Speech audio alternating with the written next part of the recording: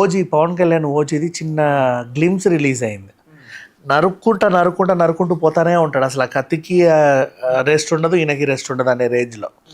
అది ఎప్పుడు వస్తుందో, మరీ ఇంత బ్రూటలా అనుకునే వాళ్ళు ఉన్నారు. సో ఇట్లాంటివి కొన్ని టీజర్లు, కొన్ని సినిమాలు వచ్చి మొత్తం అంత స్క్రీన్ అంత 70mm మొత్తం రెడ్ అయ్యే వరకు వచ్చిన తర్వాత ఇప్పుడు ఒక పోలీస్ ఆఫీసర్ కథ ఈ రేంజ్లో ఉంటుందని ఎవరు అనుకోవాలా. అఫ్కోర్స్ నాని ఇంతకుముందు ఈ క్యారెక్టర్లు ప్లే చేసిన, ఆయనకు వైలెన్స్ దసరాతోనే విపరీతంగా అలవాటు అయినా సరే యాక్చువల్లీ వి మూవీ ఉంది సుధీర్ బాబు చేసినప్పుడు, అందులో క్లాస్ అది కొంచెం వాట్ కైండ్ ఆఫ్ అది బ్రూటల్ అయినప్పటికీ there is a back story ఒకటి ఉంటుంది. సో అతను ఏదో లాస్ అయ్యి ఉంటాడు.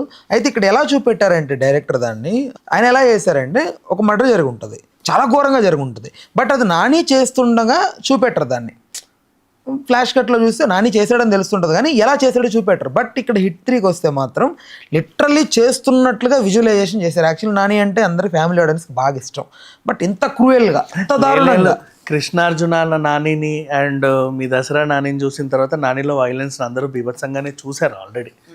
కృష్ణార్జున సినిమా సరిగ్గా ఆడలా, ఇద్దరు నానిలో ఉంటాడు. అందులో ఒక నాని విపరీతం, ఇంతకు మించి చాలా.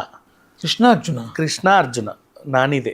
కృష్ణార్జున యుద్ధం ఇన్ ద సెన్స్ ఒకటి ఉంది, అందులో బ్రూటల్గా ఉండడు. లేదు నానిదే ఈ రెండు నానీలు ఉంటారు. ఒక నాని చాలా అగ్రెసివ్గా ఉంటాడు, ఒక నాని సాత్వికంగా ఉంటాడు. ఆ సినిమా ఒకటి ఉంది.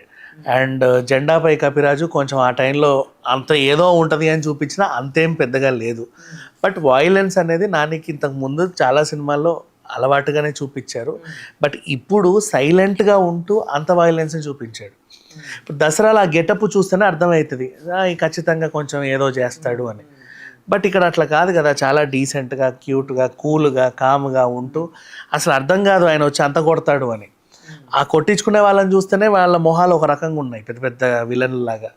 బట్ అవలీలగా కొట్టేస్తూ, అవలీలగా చంపేస్తూ, రక్తాన్ని అట్లా చిందిస్తూ ఉంటే ఆనందిస్తూ వెళ్తున్నాడు. బట్ ఈ మార్పులు సెన్సార్ బోర్డు అనేది ఎలా అగ్రి చేస్తుంది? అదే చెప్తున్నా, ఇంత ముందు సినిమాలు సెన్సార్ ఫ్రెండ్లీ అంటే ఇప్పుడు నిన్ను యాక్సిడెంట్ చేస్తే యాక్సిడెంట్ గుద్దినట్టు చూపొద్దు అంటారు ఇటువైపు. కారు గుద్దింది అనే ఒక సౌండ్, తర్వాత గోడ మీద బ్లడ్ వేస్తారు, ఓ ఇక్కడ యాక్సిడెంట్ జరిగింది అని. తర్వాత వెళ్ళిన తర్వాత అక్కడ ఒక మనిషి ఇలా ఉంటాడు,